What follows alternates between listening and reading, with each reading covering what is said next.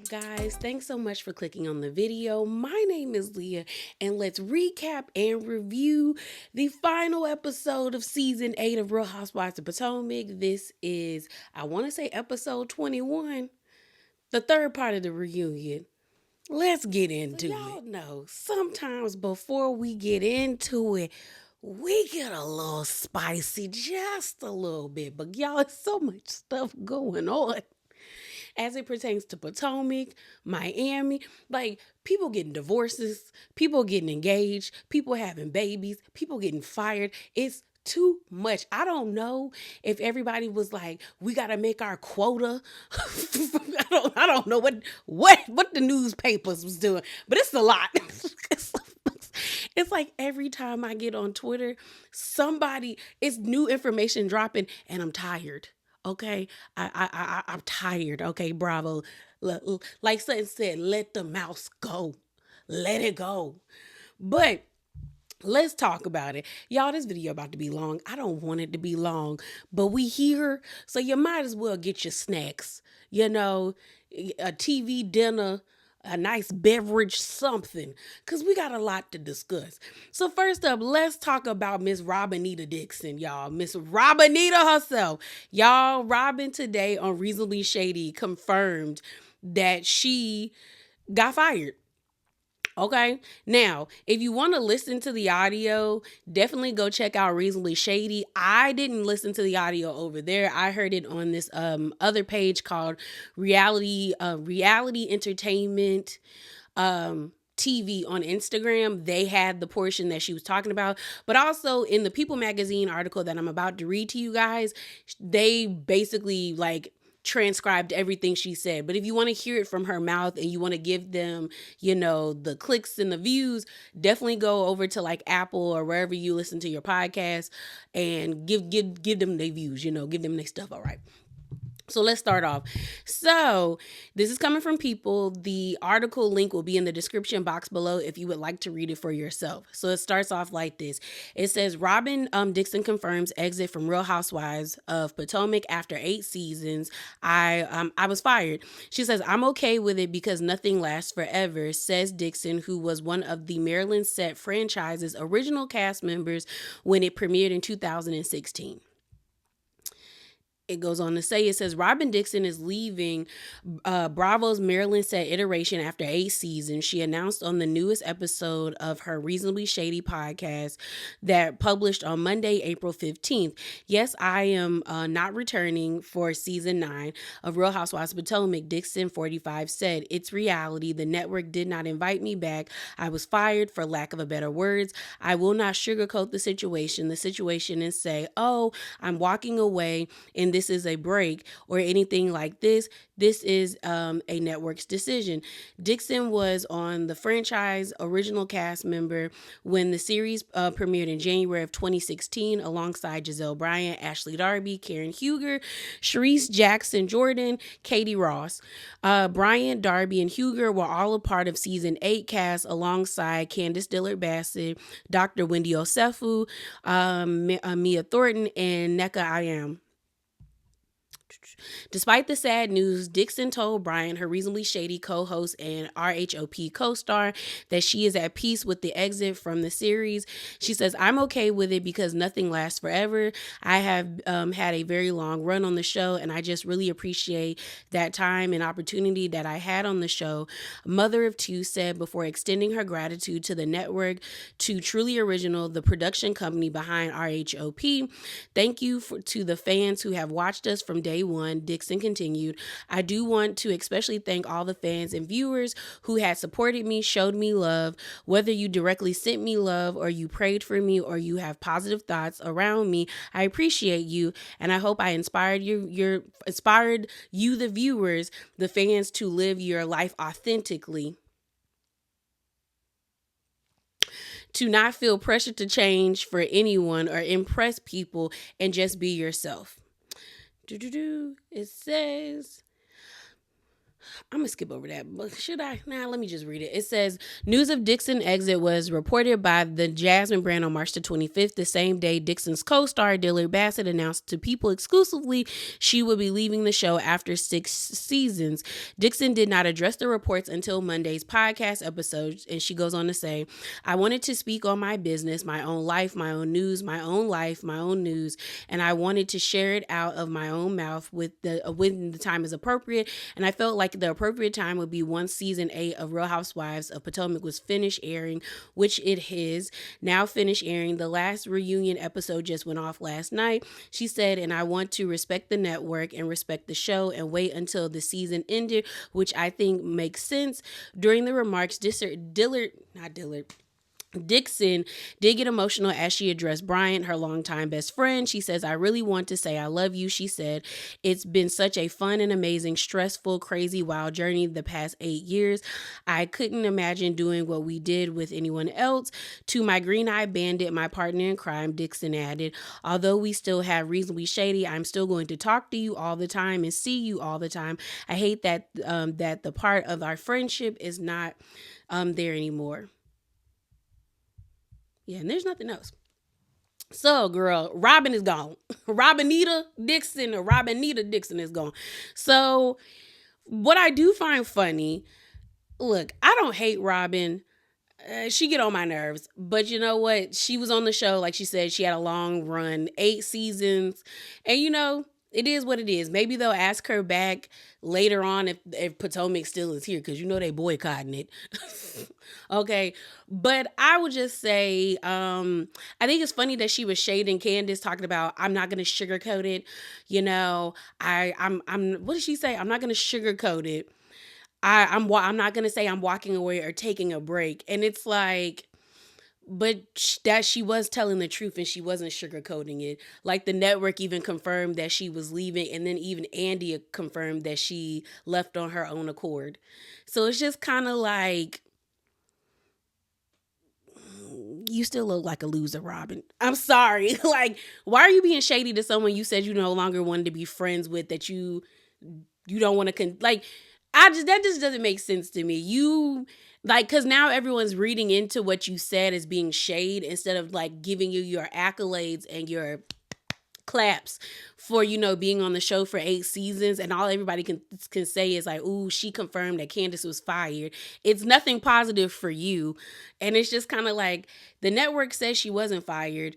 I mean, I guess you believe she was fired, but I think what I find funny is, like, I feel like Robin and Giselle can't fathom the fact that Candace legit walked away, because I think she walked away, and she confirmed she walked away, and then production confirmed and Andy confirmed that she walked away. The truth of the matter is, y'all need this. Robin don't got no jobs. We ain't heard her talk about them hats she's slinging.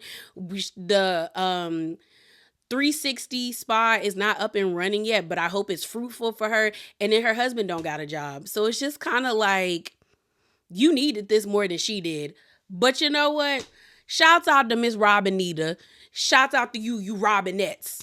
Support that lady, okay? Wherever she go, follow your queen, okay? Because a lot of y'all be capping on the internet. Like, people are your faves, and then when they're no longer a part of Bravo, y'all don't support them. But is she really your queen? Is she your fave? Go up wherever she go, okay? Support Miss Robinette. Support Miss Robinita Dixon, all right? So let's move on to Miss Nneka. So the Jasmine brand, which was the first people to confirm or to state that Robin was fired, are now saying that Nneka is also fired. So it says, exclusive, Real Housewives of Potomac allegedly firing newbie Nneka Im.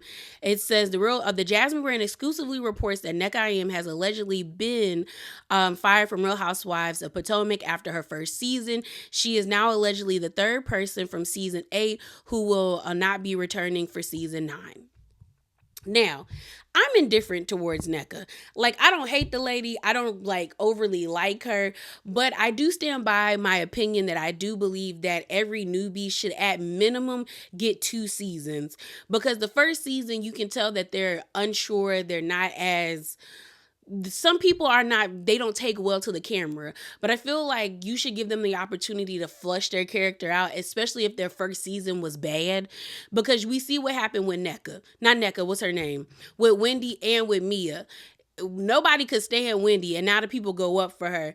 Mia, people liked Mia, but then as like, they couldn't stand her, and then it flipped and it's go like, I just think you should give everybody a chance to really showcase themselves in like both sides, in their negative light and in the positive light.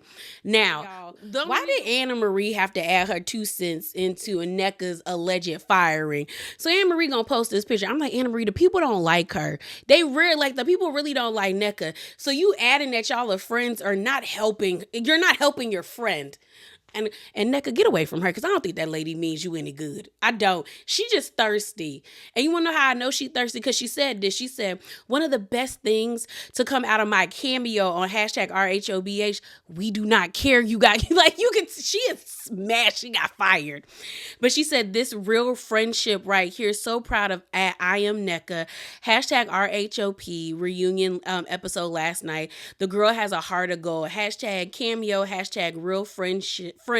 Hashtag Nigeria. First of all, why do you need to do hashtag real friends? If y'all are friends, y'all are friends. Again, and why do you got hashtag Nigeria? You're irritating. That lady is irritating. First of all, Emery's annoying. And honestly, the same way I felt about NECA as being like indifferent to NECA, I was indifferent to Anne Marie until she got off the show. And then I was like, oh, you're irritating.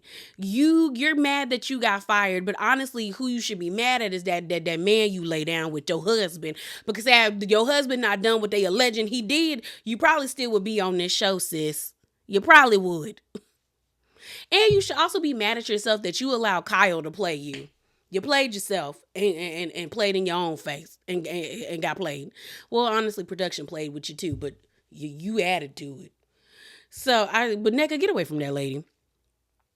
But next, congratulations are in order, y'all, to Miss Candace, the Princess of Potomac. Okay.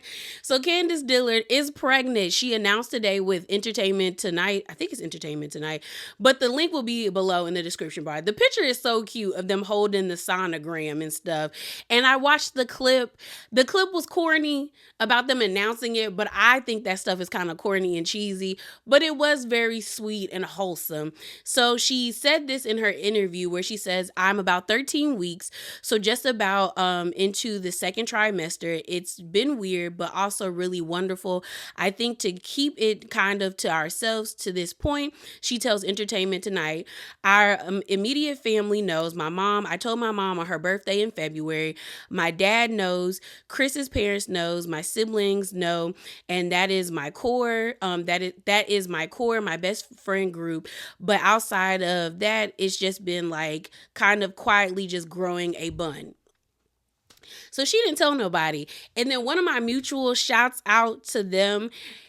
He did the math. He was like, so Candace is 16 weeks pregnant, which was well before the day of the RHOP reunion. And they filmed the reunion on February the 28th. So Candace knew that she was pregnant, if we're assuming that she knew that she was pregnant. So at that point, I guess Candace says, you know what? I don't need this no more. I'm with child. Y'all not gonna stress me and my baby out. And y'all know, we don't know that Candace has issues conceiving. I know a lot of people were saying that because she froze her embryos and was doing IVF, that means she was having issues, but that's not the case. Some people do IVF just to be for sure that they're going to get pregnant. And IVF is also a part of freezing your embryos. But I mean, I wouldn't want to risk it. You pay all that money to freeze eggs, and then you arguing with these broads, and the next thing you know, you miscarry because you stressed out. Let it go. But congratulations. I hope she has a healthy pregnancy. I know a lot of people are throwing shade at Candace because she's Chris's third baby mama, because we know Chris has a son with his oldest son that he doesn't have a good relationship with. I don't even know if he's talking to that kid. Hopefully that situation works out and they find a way to come back to each other. But we saw the other two kids, the boy and the girl, from his second, I guess, wife or his second relationship, and then now Candace. But my thing is, she's married to him. They seem genuinely happy. And again, I do hope that it's a happy, healthy pregnancy and that she lives like that she did this. Like, to me, I think it was smart for her to leave the show. If the production team wasn't going to change, then I definitely will leave, because y'all not going to play me in my face pregnant at all. And y'all don't deserve that story, because that would have been a great story for them, because that's a full circle moment. Like, if you think about it, we've gotten so much from Candace. We saw her get married on this show. We saw her start her acting and music career. We saw her issues with her mom. She bought a house with Chris. And then now she's pregnant. Like, she's done a lot on this show. And I know they got to be irritated down at Bravo that they lost that show, because she decided, y'all don't deserve this from me. But I can definitely see Candace coming back for, like, if the show is still here, if Potomac is still here, for like season 11 or 12, once she's like secure in being a mom and everything, and then moving forward. So the last thing we're going to talk about, girl, is this boycott Potomac. Girl. Okay, so the peoples is angry, and people are really genuinely deciding to boycott Real Housewives of Potomac. Now, for me, I'm be honest, I'm not boycotting Potomac. I want to see the train wreck happen, okay? I want to see what is going to be the aftermath of all these people leaving, and how will this show's, like, move forward? Like, what will happen? But I think it's also a good thing that they put Potomac on pause, because you fans are psycho. But basically what sparked this was that one of the pages, a couple of the pages released a sneak peek on Friday, on April the 12th, and everybody was up in arms because Giselle blamed Kiana, Wendy, and Candace for the altercation that happened between them and Deborah. Candace retweeted it, one of the blog pages, where she was like, y'all can have this. This is triggering. Good luck. And then a lot of other people were like, yeah, like, Giselle, like, this is too much. But what also made me feel like it's time for Potomac to be boycotted is that Nneka posted this, where a person commented this to her saying, I pray she never has a child. She's too weak to be a mother. And that was directed towards Nneka before the person deleted it. And Nneka says, trying to understand what warrants such a disgusting, insensitive, and demoralizing tweet like this. This tweet hurts deep, but thank goodness whoever this is isn't God. God has the final say in my life. Hashtag RHOP, hashtag RHOP reunion. And then Candace was underneath this tweet saying, F these people disrespectfully. Like, and I get it. People don't like Nneka, but that is nasty. And that's some of the things that she's been experiencing. But that's what a lot of the women on this cast have been experiencing. Even with Candace announcing that she's pregnant, I saw people be, like, wishing, like, ill upon her and her pregnancy.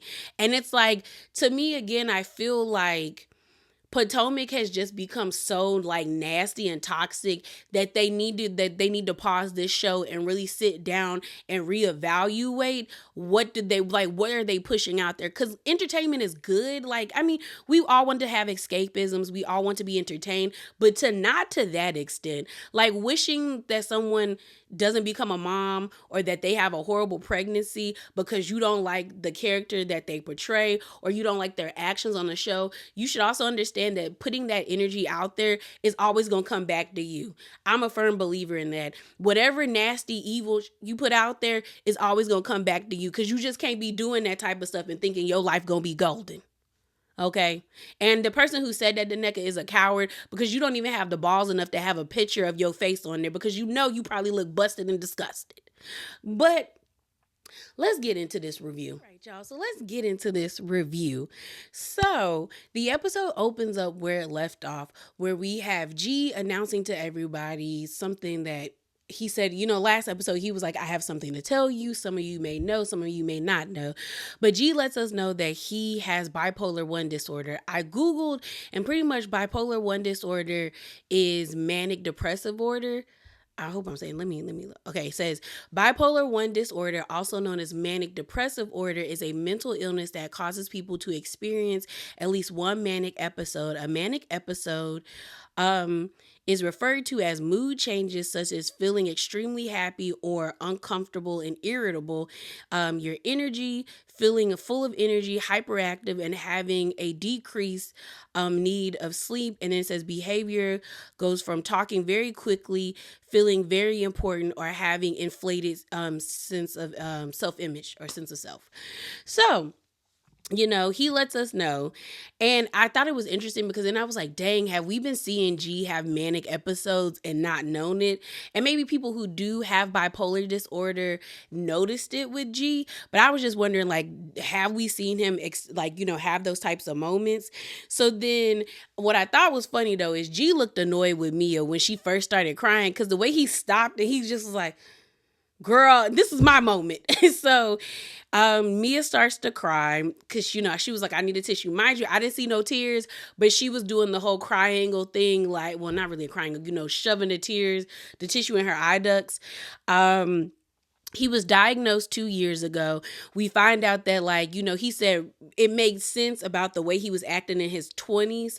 And, there was a study that most men start to exhibit mental illnesses in their 20s. Like when they go off to college, like around the age, I think the study was like around the age of like 19 to like 24, 25 is when you start to see mental illness. Like if you already had it, like come more when you get older. And maybe, I don't know if that's due to like hormonal changes of coming from adolescence to adulthood, and stuff like that. But I was just like, checks out. He's on meds, and he says now that he knows that he has it, he's been able to do better with like controlling it.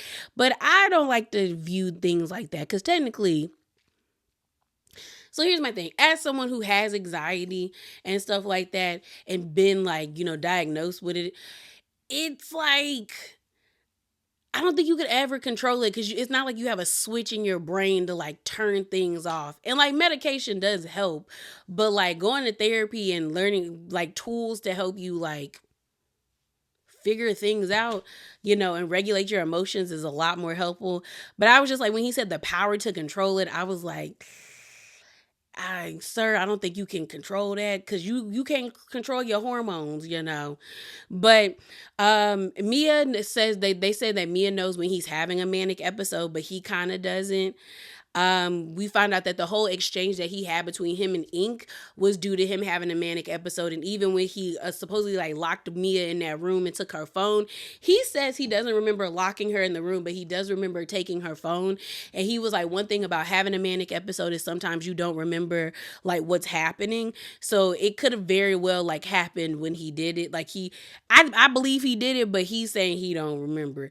They asked about the affairs, and he's like, he does believe that Mia had an affair, but he doesn't believe that it was throughout the whole entire 10 years of their marriage. He actually checked himself into a hospital. Then when he starts to tell this story, him and Mia start both crying at the same time. And he says how like Mia came and checked up on him like every single day except like one day, like while he was staying in the hospital. They're both committed to like co-parenting. And then Giselle jumps in and she's like, okay, I'm worried about Gordon. Like it seems like with Mia around, you're doing good, but now that she's leaving and moving on, like what's going to happen to you? And Gordon's like, I'm okay. And then you hear Mia was like, I'm not leaving him.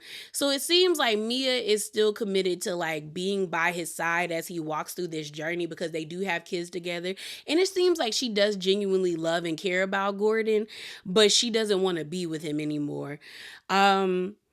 I thought it was real interesting when G ends up saying that he knows he pushed Mia away and that had he got a handle on his bipolar disorder, that they probably would still be together. And then, we find out that him and his family is actually doing a lot better. He's in a way better position with them.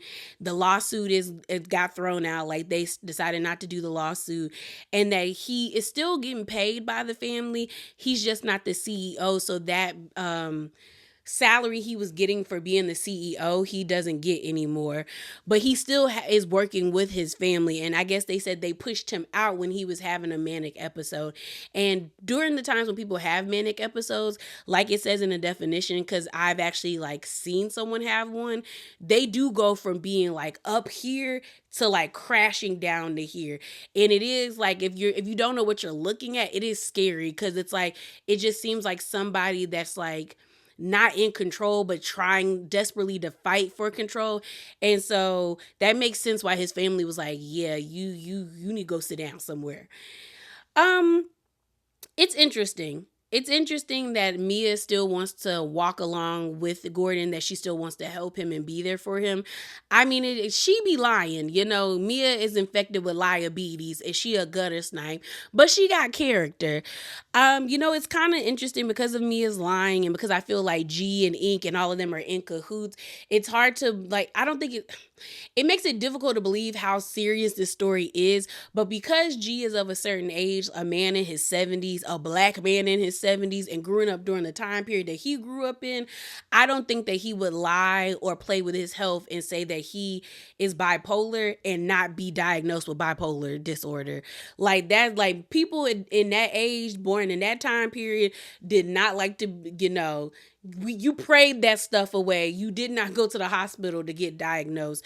But I do hope that him and Mia are able to co-parent in a way that is beneficial for the kids, and that they're still able to have this relationship. Because I do think it's kind of like sweet that even though she's not going to be with him, she still wants to still be with him and be there for him. And you can tell that G is appreciative to it, but I think he's also, because he's a man of pride, because he was like, you don't have to do all of that. But she's like, oh no, I am. So you can tell that Mia still loves that man. And it also shows that relationships can change. Like they may not stay the same, but they change and they evolve the same way we all change and evolve. Again, you kind of got to take what they say with a grain of salt, but I do think they telling the truth. And I do think Mia, like I said, she be lying, but I do think in this instance, she's telling the truth about wanting to be there to support Gordon. Next segment is NECA's segment. So we find out that she did, the IUI unfortunately didn't work. She's on an IVF journey. Candace has been sharing, contacts and information with her. Her and Karen discussed the whole North Potomac versus Potomac. Girl, does it matter? Because half the cast don't live in Potomac. Not even majority of the cast don't live in Potomac. Only NECA and Karen lives in Potomac. Candace and I think Ashley live in Virginia. Robin, they say, lives in Baltimore. And then people said Giselle lives on the outskirts of Maryland. And then you got Wendy that lives in damn near Delaware. So does it matter? Like, it doesn't matter. So we find out that NECA grew up in Wisconsin. Here's my thing. I feel like production and NECA did a disservice to her, because NECA shouldn't have came on here leading with the issues that she had with Wendy, and production should have taken the time to flesh out her character, because once the situation between NECA and Wendy happened, that's all we were talking about. That's all they were showing, is the shady moments between them, or them saying things about each other, instead of us really getting to know who NECA actually is. And now if she actually is fired, people aren't going to know who she is after this. So they get onto the shrine. Andy was like, before we talk about this, I just want y'all to know, production didn't know y'all was going to be bringing this up here. We don't want no international incident. But you have one in production. This production team to me sucks ass, because I'm like, now y'all scary, because y'all know people are angry. And it's like, if you should have really thought about leading with this xenophobic situation. And it's the thing, it to me is xenophobic in the sense of the way I've seen people who are not Nigerian speak about it, especially these color people right here, and some of us right here. Y'all have been nasty about this, and it's just kind of like, the Potomac fandom is toxic and uneducated and don't have the range that bringing this here to the show was not. Production should have nipped it in the bud. That's why I think this production company sucks ass, because I feel like there's been plenty of situations where things have gotten serious, where production decided, you know what, this is not the road we wanted to go down, so we're nipping it in the bud. And they should have did that, and they didn't do that because they thought it would be great for entertainment. But now y'all just look like, y'all just look bad. Ugh. Whatever. So they get on the shrine talk. Ashley is like finally, like, I'm like, Ashley, shut up.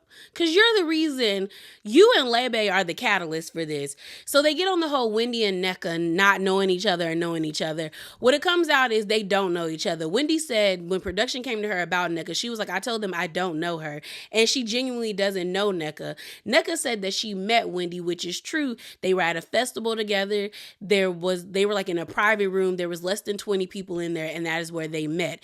So Andy chimes in and he's like, well, normally when people say y'all have met, we in production's mind, it means that y'all know each other. So that is why they would have you usher her into the show, not Ashley. So things kind of go awry. They both start getting aggressive, in my opinion, because Wendy was like, well, it's not shady. I said I didn't know her. Then when NECA gets a little spicy, and then she was like, Wendy's like, why are you being aggressive? And NECA's like, because you've been lying all night. And I was like, they just got to her. NECA, what you talking about? Like, what you talking about? So, but to me, they both were being aggressive. Wendy was being aggressive with NECA, and NECA was being aggressive with Wendy. So we find out that NECA was supposed to be on Married to Medicine DC. And that is where we first initially saw Dr. Alicia, but I guess Married to Medicine DC fell through. So then they did this version. NECA became a part of NECA became a part of Potomac. And then when Dr. Alicia became a part of the original Married to Medicine. So she was like, Lebe, once I came to Potomac, Lebe told me to get in contact with Wendy and, chop it up. To me, Lebe is patient zero. Because it seems like everything keeps going back to her. And I'm like, do y'all not see this? Because that's the person I'd be asking. Because she's the one that told you that Wendy's mama called her, that told you that she put her name on it. It's a lot of stuff. Lebe is patient zero. So then they bring up the whole Osu situation. And Andy asks, like, okay, well, Wendy, can you explain it to us? And Wendy's like, well, Ashley, can you explain it to us? And Ashley was stuck on stupid, because Ashley was like you could see like the brain, like her brain trying to think of how, like in her face, how to get out of this. And so she was like, and she pissed me off in this part, because I was like, she's like, I didn't claim that I knew everything about it. And I said, then why would you bring it up, stupid? Because this is my thing. I don't bring up things in other people's cultures, especially if I don't understand it. Just like I don't want nobody speaking on my culture if you don't understand it or have the cultural like knowledge or the understanding of it. The best example is when Jamie Foxx said the whole thing like they lied on Jesus or they killed Jesus, when he was talking about the whole thing about him being a clone, and then the whole, him, that medical health scare. And I think it was Jennifer Aniston tried to call him like an anti-Semite, and all the black people are like, what are you talking about? That's a common black phrase that people will say, well, they killed Jesus, they lied on Jesus. That's what people always say, especially if you grew up in the South. So it was just like, if you don't understand it, you don't get to critique it. And you're not a part of it. You don't get to say anything about it. So for Ashley to bring that to the show and then sit up there and be like, well, I didn't say I understood it. Well, then why did you bring it, you dummy? And then it just shows how calculated Ashley is, and how dumb she is, because she's been backpedaling and pussy popping. Shouts out to Alexander Rogers and James Caldwell, because them the twos I always hear say it all the time. But she's like, my thing about it is like, you've been on the internet trying to clean everything up because you know what you did was wrong. The fact that you waited 2 weeks until to tell Wendy that NECA wasn't the one that brought that up, that NECA didn't say it in a shady way, that you asked NECA, shows that you were there to breed dissension and an issue between both of them. And you succeeded because they got issues. So you hear Ike saying that it's taboo, like nobody really speaks about it. And then NECA's tried to like jump in and save Ashley. And I said, girl, shut up. Don't save her. She don't want to be saved. Let the hoe drown. Okay. So then Nneka ends up saying she doesn't even feel comfortable talking about it because she doesn't totally understand it. So then they basically agree that they gonna move forward, and well, pretty much Nneka says she's tried to move forward with Wendy. When they sat down, she apologized. Wendy hasn't apologized for anything. She was like, she attacked me about the phone calls and everything. And then Nneka did have a point where she was like, she has all this energy for me, but she doesn't have any of it for Ashley. Like they're able to bypass it with Ashley. And that's true, girl. Yo, Wendy's foot and NECA's foot should have been on Ashley's neck at this reunion. Like y'all should have lit her up to the point of tears because she played with y'all. She played with y'all. And to get like a cultural reference of it, check out Bee Sting. I'll put her information on the screen. I think she is Nigerian, or but she has talked about it in her reviews about Potomac. She has explained how that is like serious to call somebody's mom a witch, to accuse somebody of being Osu, and she has the cultural because that's her culture. So check out her channel and her reviews. But it just shows like that just irritated me because I was just like Ashley should have been crying at this reunion more than Candace, because if it would have been me and my friends, like I'd have ate her up. So then NECA ends up saying that Wendy tried to ice her out and that she wanted to be like with her Igbo sister.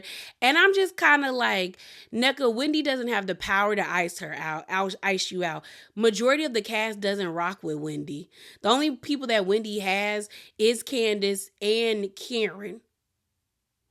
And Candace and Karen seem to be cool with you. So she didn't succeed if you're saying she truly tried to ice you out. So that doesn't make sense to me. I just think that NECA wanted to be embraced by Wendy. Wendy didn't embrace her, so she ran to Giselle and them. But then it backfired on her in the eyes of the audience because it felt like she came on the show with an agenda. And I think production helped push because it made it seem like she did come on the show with an agenda. The next segment, we have Kiarna on stage. Andy really likes Mia because the way he embraced her and he was so proud of her, he really likes Mia. So pretty much, Kiarna's on stage. I still hate her outfit. I do. She's so pretty to me, but I don't like it. I don't get the hair. I don't get why she had that hump on the top of her head. I just don't get it. You know, the girlies coined her with the best confessional. Her confessional was cute.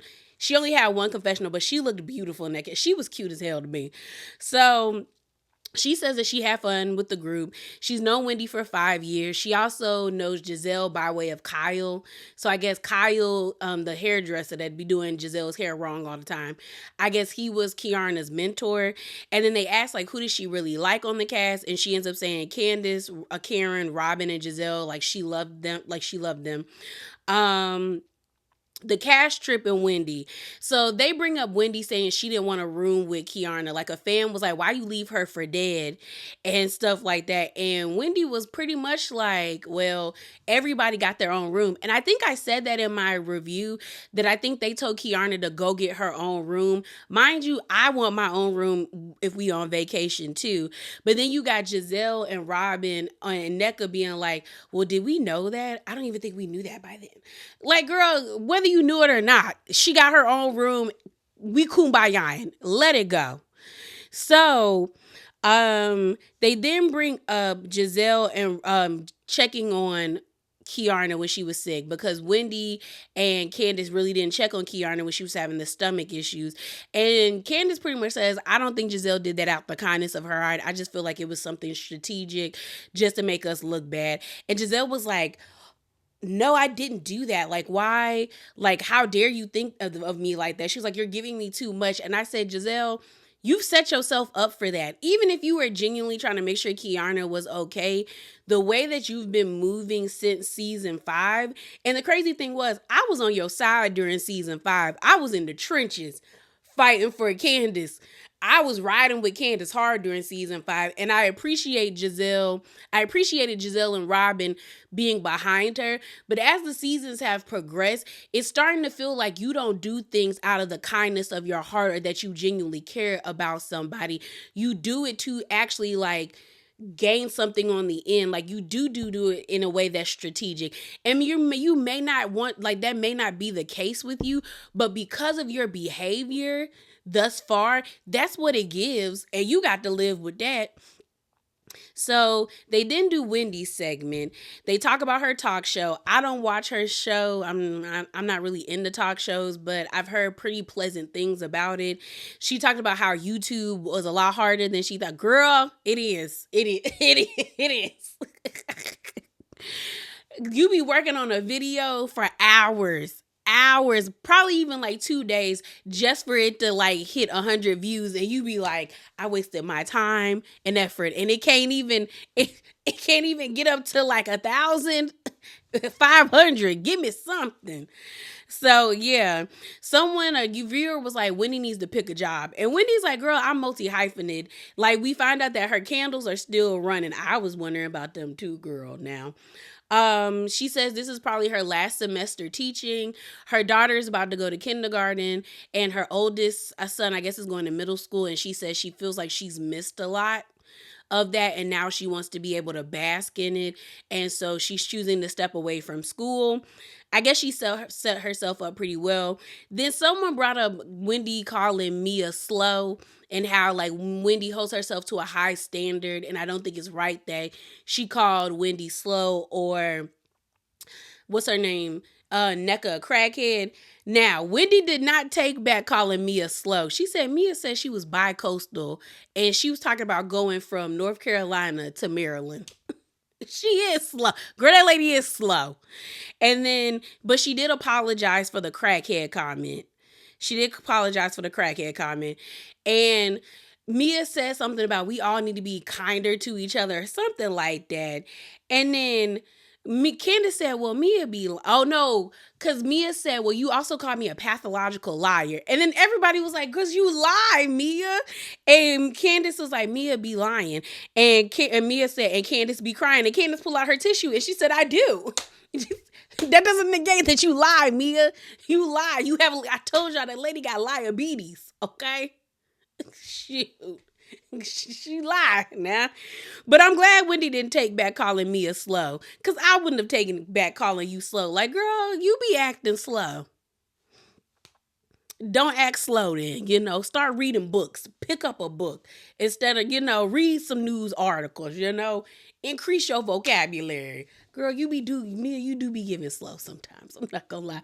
That whole bi-coastal is on the same lines as Portia talking about it's 265 days in a year. Ashley's segment. Girl, they talking about Ashley's non-divorce. We talking about Uber Eats, GNA. Andy brings up that the people don't think Ashley's divorce is real and that she's never going to divorce Michael. She brings up saying that no, because then Robin chimes in saying, well, Ashley, what was the reason for the hesitation of the divorce? Robin, be quiet.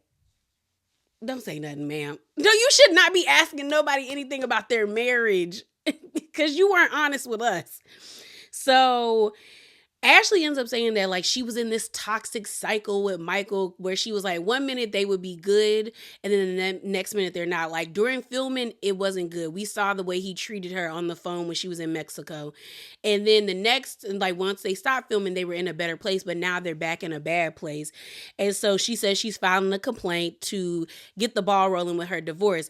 Nneka chimes in and she was like, well, like, does he want the divorce? And she was like, well, he's not dragging, like he's not like pressing the issue, like he's not pushing it. So, but we find out that Michael might have a boo thing because he went out the country or went somewhere for Valentine's Day. She says that she still has a joint account with him and that her boobs were from the joint account and she uses it for Uber Eats and her kids.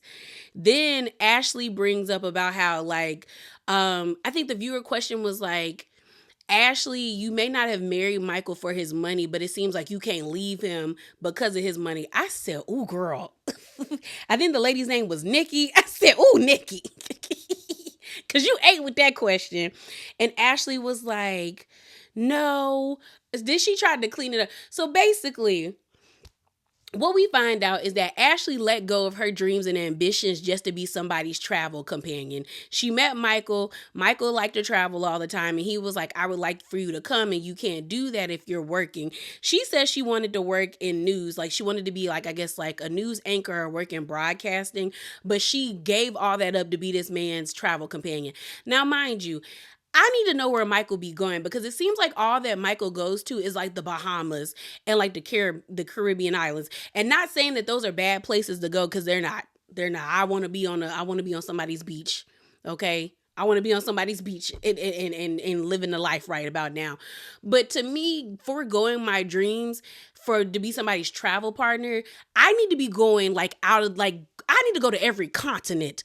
You need to take me to Africa, Australia, Antarctica. Okay, because I want to see the polar ice caps. I want to see a polar bear, a penguin, take me everywhere in America. Take me to Canada, then take me to South America, take me to Asia.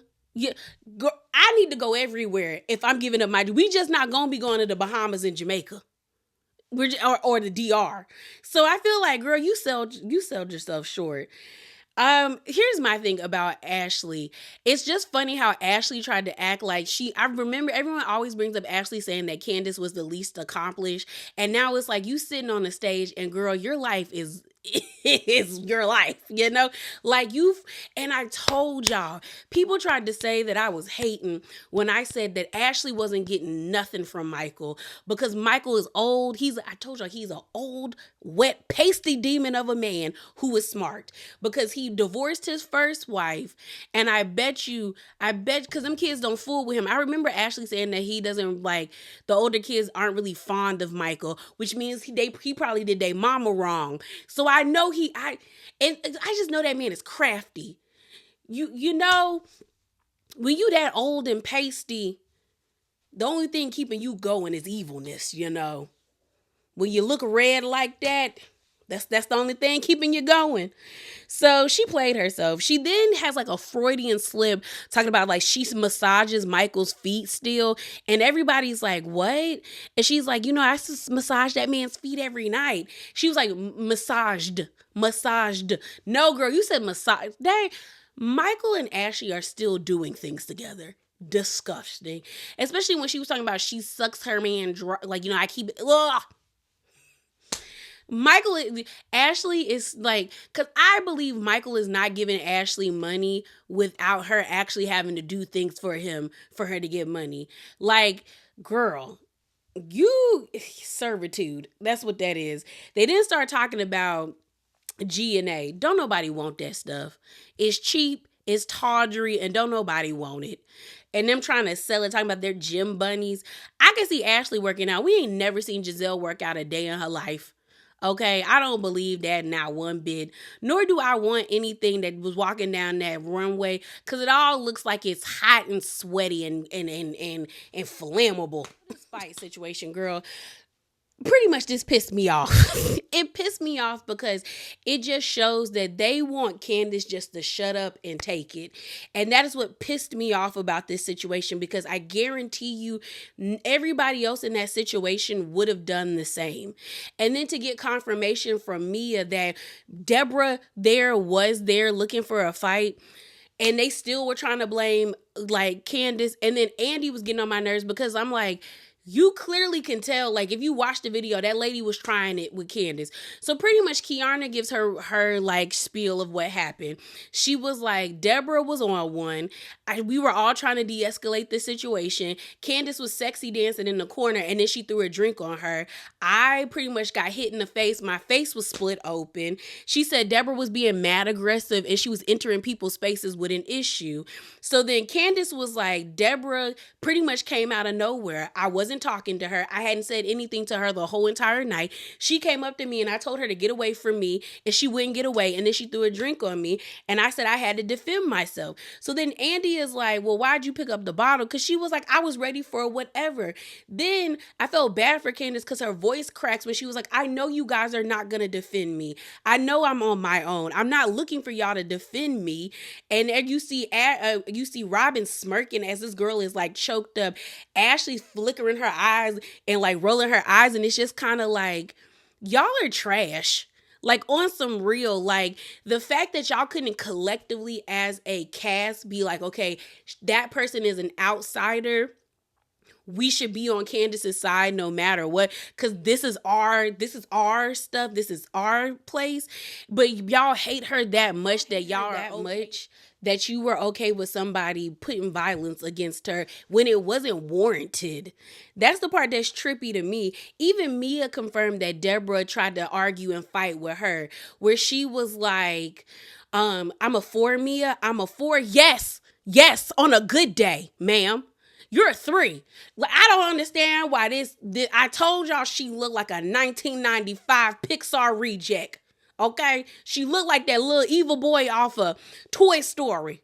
Okay, the one that was blowing up toys. She looked like it. And I don't care what nobody like. Lady, you are a thirsty, desperate person. Because yes, your spirit is a four on a good day. I ain't talking about I'm a four. Yeah, I would say yeah. Okay, on a good day. Leave me alone. Thirsty heifer. So Mia confirms that. So then Andy asks Giselle, how does she feel about it? Giselle's like, I blame Wendy. I blame Candace. I blame Kiana. It's not a good look for my business. If you go on the GNA's Instagram page, there's nothing there except tube socks and beanies. You go on their website, tube socks and beanies. But y'all was saying in spring of 2024, we were going to get a new collection. Honestly, nobody wants that. Nobody wants to be walking around here catching a heat stroke because they got on flammable polyester.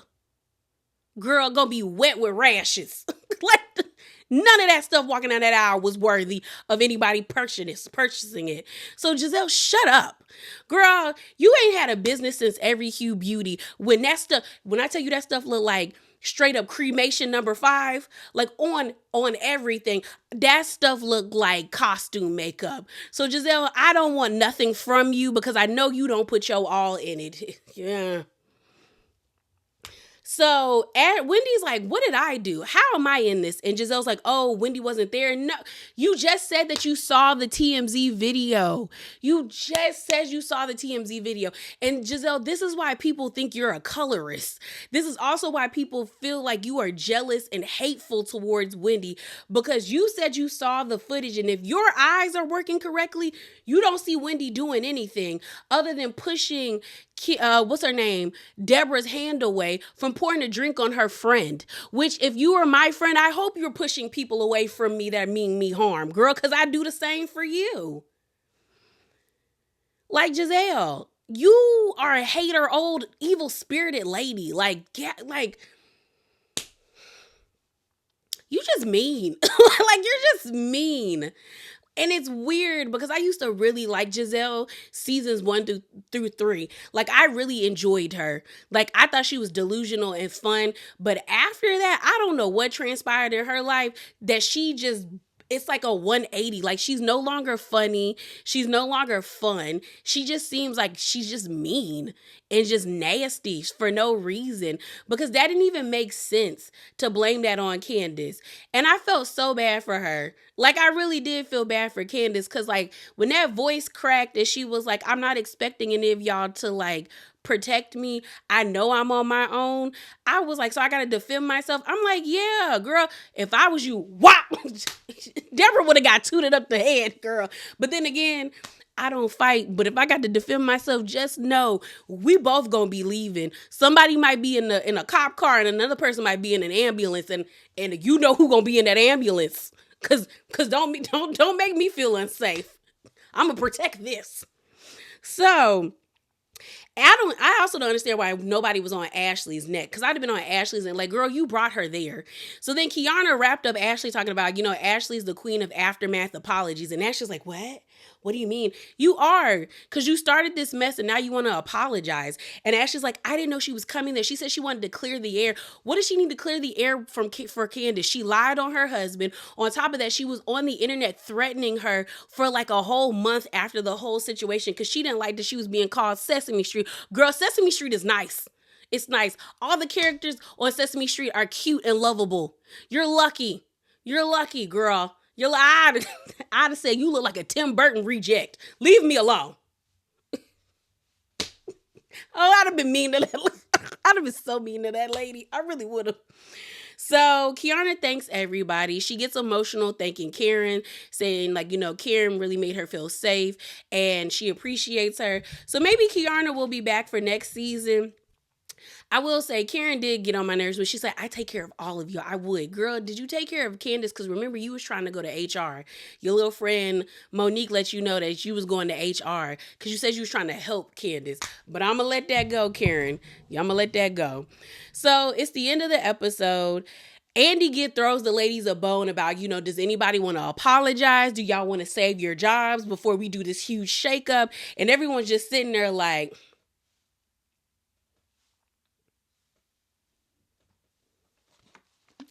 you water. Nobody has anything to say. So Andy talks about Robin and Candace. Robin and Candace basically say, we neutral. Wendy and Necker are like, we're neutral. We can coexist. Then Giselle and Candace are at a stalemate. Candace says pretty much, I came up here and trying to be cool with her, like giving everything I could from my coochie, and she doesn't know. And Giselle's like, you didn't acknowledge anything. And Candace says, you don't take accountability, which is true. Honestly, neither one of them really took accountability of anything, but I wouldn't if I was Candace, because I don't like Giselle. So then Giselle says, I can't wait for the tweets. I said, girl, I know you regret saying that, because girl, they calling for a petition to ban you, get you fired. They boycotting the show now, and Andy is getting ate up. Talking about, I can't wait. That's how you know, girl, you really thought the fans was gonna think you ate and was gonna be on your side. Tragic. And you getting ate up. I know them DMs is hideous. I know they are hideous right now. So they eat pie instead of toasting, like, champagne. And then they crown Andy the Duke of Potomac. So yeah. I think since they're firing everybody, I honestly think the only two people that are going to be left is Giselle and Karen. But I definitely think Giselle should be careful, girl, because you think production loves you, but production loves to build up people just to watch them crash and burn hard. And I promise you, if Giselle stays on this show, they are going to find somebody or some people that are going to put somebody on this show that's going to give Giselle a run for her money, because they know for a fact that they want to keep Giselle. They have to have somebody who is going to be able to tear her down the way the viewers want to see. Now, granted, I don't care. I'm not boycotting the show. I do think boycotts are important, but I also feel like I want to see the train wreck. Like I said, I want to see it go up in flames and see how they're going to move forward without people being a part of this show. But I am interested to see what's their next move going to be, because I guarantee you they are running around that production company freaking out, because I don't think they thought people were going to be that turned off or that disgusted by people's behavior as it pertains to Giselle and Robin and Ashley, that people were going to be like, you know what, F this show and F y'all. But yeah, y'all, that is it. That is all. Remember to be bravely authentic. I know this video is probably an hour, my God, today. But I'm out, y'all. Deuces.